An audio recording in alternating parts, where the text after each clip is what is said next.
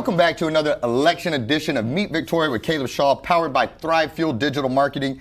Guys, early voting is April 25th through May 3rd, and election day is May 7th. We're very blessed to have another candidate here with us, and I'm going to let her introduce herself and let us know which office she is running for. So, young lady, if you wouldn't mind, please. Thank you so much, Caleb. Thank you for having me here Yes, first. My name is April Butler. I am running for City Council Super District 6, that seat. There is an incumbent in that seat, and I'm hoping to take that seat from him. Roger that. What do you see as the role of a city council member, and more importantly, who do they answer to? You know, I guess my question is do they answer to the city? Do they answer to the taxpayers? What is the role of that member, and who are they accountable to? I believe they answer to the city and taxpayers. It's interesting, the reason that I'm running, and you had asked that, and I was going to elaborate on that, is I was very involved in the animal ordinances when that was an issue.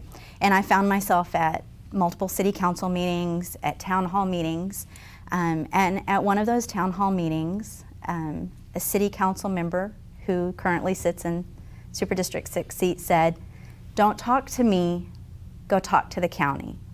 And it was a really pivotal moment for me because I thought the role of our city council, the reason that we have town halls, the reasons that we have citizens' voice in city council meetings is so that you can be heard and so that your city council members can listen and can represent you as their constituent who voted for them to better serve the Victoria community. And I think about 70% of those animal calls are in the city also versus the county. Correct. Just for a little gee whiz info Correct. there. Correct. So no, that's a good point, and I could see that being a very motivating factor there. It was. Where do you line up? Well, let me preface with this. I know that city council, kind of like mayor, they don't run as a Republican or a Democrat.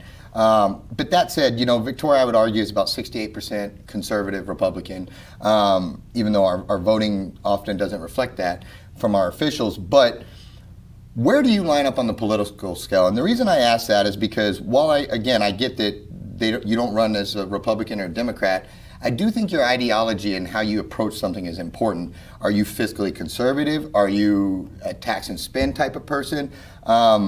Where do you line up on that political spectrum from left to right? Where would you put yourself?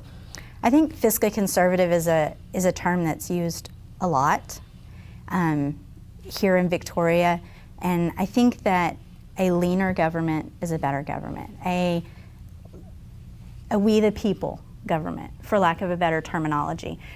The people should be guiding the government, not the government guiding the people. And so that's where I stand on that. I think that we need a government in place that represents that more indicative percentage that you referenced. Yes, ma'am. So, you know, speaking of the role of government, you know, I was kind of always had it hammered in my head growing up as government was here for road, bridges, and security. Mm-hmm. It seems now as if we've gotten into the fun business, where in addition to that, we're also, you know, things like Boot Fest. And I know Boot Fest was just canceled, but to me that kind of gets to the greater question is, you know, what role does the city have in the fun business? You know, when you're going to taxpayers and you're taking their earned income, to me it's a lot easier to justify for road, bridges, and security than it is to say something like Boot Fest. But I also understand quality of life and those type of things. What is the role of government and local government in that? Is there a job to be the fun police, or to be the, you know, to throw all these concerts and do all this stuff, or is their job road, bridges, and security, or somewhere in the middle? I think it's somewhere in the middle, honestly. As a business owner myself, there's things that we do for the team to give back to the team because it's an incentive. Mm-hmm. And so if you take that outlook and you apply that to local government, Boot Fest, for example. I think Boot Fest in itself and the idea of Boot Fest is great. Mm-hmm. What needs to happen, though, is rather than the city funding the entire event, we need to look at it as a way that we could potentially at least have a profit, if not break even, instead of a loss. I could live with that. Sorry to cut you off, but No. I could live with that. You don't reward your team to take a loss. You reward your team because there's something that they've done well. There's something that's going right. And so if we took that perspective and we said, any event that we host, whether it's Boot Fest or any event that we host as a city, and say, okay, how can we make this at minimum break even, but at maximum profitable? Do we charge more for vendors to come in? Do we charge for parking? How do we look at this so that we can make this sustainable and a fun event for everyone, but where we're not constantly just digging into the money, into the pocketbooks to make it happen? And I don't have it. I think that's an acceptable middle ground there, because it's hard to me to see my taxes go up and then we lose $500,000 on Boot Fest every year and things like that, you know, and especially when I'm having to make sacrifices in my own home because of raised assessed values and all these. And I think that's the argument is I don't mind them doing something if it's not losing money or if it's making money. But if you're just going out there and having fun and we're just blowing cash, well, now I have an issue with it, because I don't get to do that at my own home with my own funds. So I don't like the city doing it with my funds either, Right. you know? And so... Understandable. Yes, ma'am. So I like your point on that. My next question revolves around downtown Victoria. You know, I want to lead with the fact that I would love a vibrant downtown. I'm all for it. I want every business down there to thrive and to succeed. But at what cost is my next question, you know, because I feel like if you go anywhere else outside of town, outside of Victoria, and you line up 10 people and you ask them, you know, hey, how important is revitalization of downtown, or how, that it's going to be at the bottom of the list. The ones that it seems to be really important to are the politicians in town and the 12 to 15 property owners down there. That they seem to get, now that Main Street program has been scooped up by the city and all of that, it just, everything that comes out of the city seems to be downtown, downtown, downtown, which again, I want a vibrant downtown. But what about the rest of the city? You know, I see, for example, the big thing right now that they're also, in addition to downtown, is talking about this fast food, or now you have to say quick service, this quick service mega store or whatever, where there's 5 fast food restaurants in one over there on North Navarro. You drive by any fast food place in town, fast food place in town, and you see on their signs, we are hiring. Yes, you. Get up off your rear end, come get a job. I mean, every single place is hiring. And yet somehow when we can't staff all those, we're getting this mega fast food thing. I don't understand. And I appreciate that, hey, we're trying to grow, but it seems like for the rest of town, we get dollar stores, mattress stores, and fast food restaurants, you know? What am I missing? Am I getting that wrong, or am I, no, Caleb, you're just not, you're not seeing the forest because of the trees here, or am I looking at this wrong? Like, why is it all downtown while the rest of the city is getting a Dunkin' Donuts? You know, like.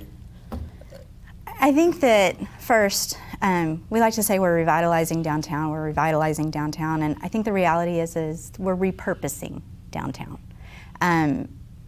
The idea behind the Main Street program and the growth downtown is to attract tourism, to attract individuals that would come in and maybe spend a Friday, Saturday in Victoria. And so because of that, they're looking at hotel hot funds, hotel occupancy taxes to help kind of fund that.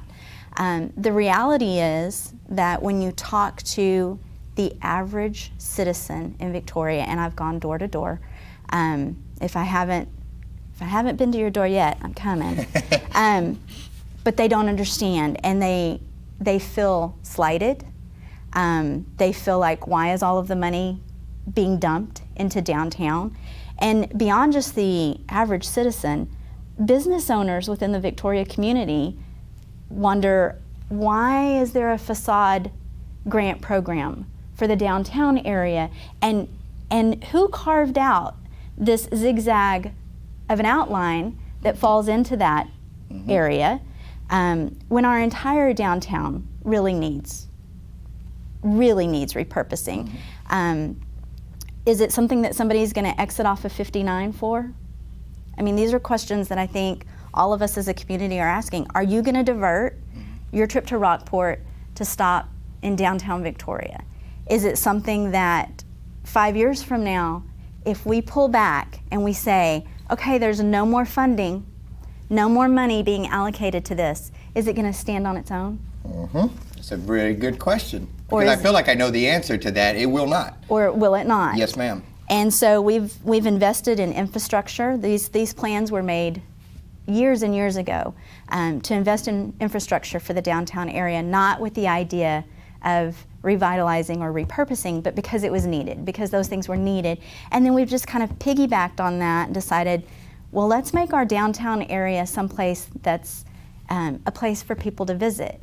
And my challenge to that is, why can't we make Victoria as a whole someplace that people will not just visit, but move to? Yes, ma'am. Our population numbers haven't moved much at all. And here we are at a crossroads where people could be coming from Houston, they could be coming from Corpus, they could be coming from Austin and San Antonio, and instead we're a pass-through.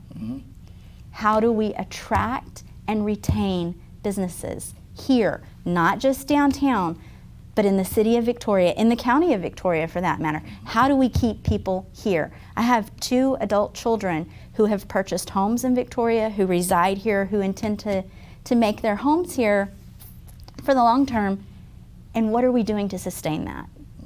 If our focus is entirely downtown or come and go, fast serve, quick serve entities, then we're not creating jobs, not real jobs, not jobs that are going to feed a family. We're creating jobs for our college kids, and that's great, but what about those families? What are we creating for them? What are we bringing in for them? And if we look at businesses that are larger businesses, then my question back to that is, how come we can't attract a large business without there being tax abatement? How come we can't attract a large business without giving them the keys to the city? And the argument to that is always, well, the people that work there, they're paying taxes. Yeah, well, I'm a business owner. I'm paying taxes, and I'm employing individuals, and there's no. It reminds me of cell phone companies. Where's the level playing field? When they say, hey, if you join our cell phone now, we'll give you a new phone. Your next year's free, and you're all that. Well, I've been with you for 10 years. Exactly. Let me call up, hey, what do I get? Nothing. You can pay full price for everything. In fact, we're going to take a little more from you to pay for the new people. And it's like, well, wait a minute. I'm home team here. Why not take care of me? And your point, I hear that a lot in the community is from other business owners, is everything is about downtown. Where are you guys out here with us? And you talk about revitalizing. One of the things I don't understand is, you mentioned that Houston or whatever, we have that highway to Houston that thousands upon thousands of cars pass right through every year. And instead of doing like what Sugar Land did, where put in outlet malls or make that thoroughfare attractive to people, say, hey, this Victoria looks like something, let's get off and go check it. Oh, they have downtown. Instead, we went industrial, and we have truck stops, and it looks like a construction zone or an industrial zone when you pass through. And I'm sorry, it's not appealing to anybody to say, hey, that's a nice truck stop. You guys want to get off here and go, But nothing is talked about out there. It's just all right back to downtown. And so your points are spot on that. One of the things that I see right now is everybody's seeing it. Inflation is across the board. Right now, our assessed value, property assessed values are shooting through the roof. Not because it's a healthy market. Everybody's like, oh, the market's on fire. No, the market's burning down. And it's not a healthy market. And I would say that entry-level housing in Victoria is about gone. It's almost non-existent. And it seems that the answer from the city is, well, instead of making living here more affordable, it's, well, let's get in some low-income housing or some government-assisted housing. And to me, that kind of defeats the whole purpose. It seems to me like you're making the lower class dependent upon the government instead of giving them the tools and their own money back to be able to afford these things on their own. Am I seeing that wrong? Or, I don't feel like I've seen affordable housing or government housing in any city in America ever truly work. Yet that seems to be our answer for the rising cost here. Am I looking at that wrong? Or? I don't think so. And I think that that's a trend that we've seen now for at least the last 10 years when, and granted, the entire housing market nationwide, of course, the pricing of housing has increased considerably. But if you just carve out Victoria and you look at Victoria and you say, and again, it's not apples to apples or oranges to oranges, but if you say, I can get a 3-bedroom, 2-bath home in Victoria for $220,000 and it's 1,600 square feet, or I can live in Houston and I can get a 3-bedroom, 2-bath, 1,800 square foot home for $175,000. Where are you going to go? You're absolutely correct. You're going to go to Houston. You're going to go where you can afford to be a homeowner versus renting or whatever else your options are, living with family. And I think that's where we really need to look at what we can do differently in the city of Victoria so that it is more affordable for everyone here, for the residents of Victoria, and not just the residents of the city of Victoria, but for the county residents as well, because this spreads out. This spreads out beyond the city. You can't just go buy property out in Inez and it be less expensive than in Victoria. It's the surrounding communities that are facing this, and affordable housing is not the answer. We have affordable housing now, and the reality is that the property taxes and the assessed value for homes that are near low income are going to dip versus those that are not. I mean, that's a reality. And so when you're building new subdivisions, streets over there, Secretariat and all of those, and then you're putting in low-income housing, what are you doing to that? What are you doing to what that developer went in and did? And the other piece of that is twofold. We do all of these things to attract developers to come in and build because we want more housing, and yet it seems as though we're being counterproductive with that when we say, thank you for coming in and building, and now we're going to put in some low-income housing across the street. Yeah, I could keep going. Forgive me. We blew right through our time today. But for those that want to reach out to you or discuss any of their questions about your campaign or where you stand on things, how can they follow you? How can they reach out, or how can they support your campaign? I have a Facebook page, Elect April Butler on Facebook. I have a website, electaprilbutler.com. My cell phone number is 361-676-4541. I am a Victoria resident. I am a business owner. I have made my home in Victoria. Prior to business ownership, I've worked in Victoria. My family is here. My passion is here. What matters to the Victoria community is what matters to me. And I want to be that voice. I don't want to be the person that you feel like says something and then does something different. If I say it, then that's what you should see from me. Perfect. Well, thank you. I appreciated you taking the time to be here. It's always an intrusion into your world to run for an election, and you got to come do stuff like this and meet a bunch of people and all that. So thank you. You're welcome. Guys, thank you for tuning in. One more time, early voting is April 25th through May 3rd, and Election Day is May 7th. Thanks so much to Mrs. Butler for coming in, and guys, we will see you at the next one.